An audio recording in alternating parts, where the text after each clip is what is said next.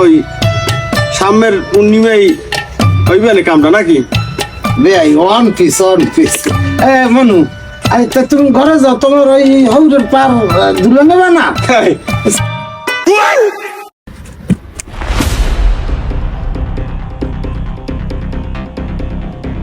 আমার জামাটা গাই দিয়েছো যা ঘর যা ঘর যা ওই বেআই ওই জামা আমারটা গাই দিয়েছো হয় ওই বুঝতে পারছি যে আম্মাগো ওই বাপ পুতের খুব মিল আছে। এই ঘটক লও বাড়ি লও।